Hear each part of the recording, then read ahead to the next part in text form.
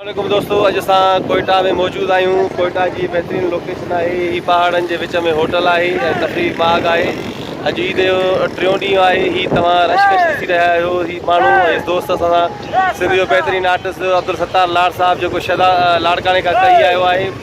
ज़फ़र खोखर साहब, जावेद साराड़ी साहब बि बीठा आहिनि सही संगत। ही तव्हां ॾिसो था माहौल पोयां मुंहिंजे पस मंज़र में। सत्तार साहब खां पुछंदासीं। अस्सलाम वालेकुम सत्तार साहब। वालेकुम शाला मनता तो खेर कुछ लगे पियो फर्स्ट क्लास। तो सत्तार साहब तव्हां कोयटा आया आहियो घणे वक़्त खां पोइ, तव्हांखे छा फील था कयो कोयटा? यार माशाल्लाह तमाम प्यारी मौसम लगी पई आहे। ॾिसो त को उस न आहे ऐं का गर्मी न आहे, सुकून लॻो पियो आहे। माहौल ॾिसी रहिया आहियो पाण, हवा बि हली रही आहे।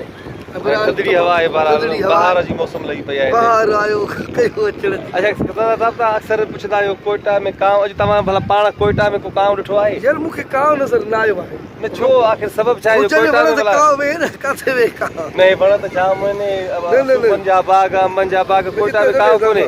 भला ज़फ़र खां पुछो त कोयटा में कांव आहे? ज़फ़र साहब तव्हां ई ॿुधायो भला कोयटा में कांव आहे न?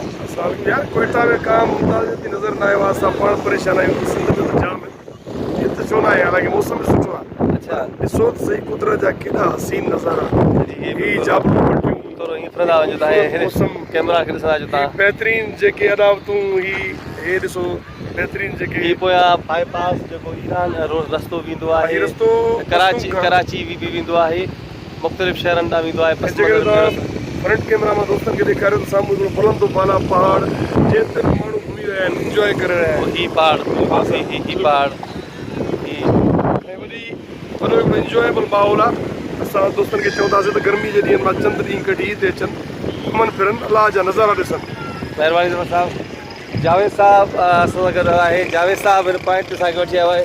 सर तव्हां त अक्सर ईंदा हूंदो हिन पॉइंट ते, तव्हां छा महसूसु कंदा आहियो कोयटा जी?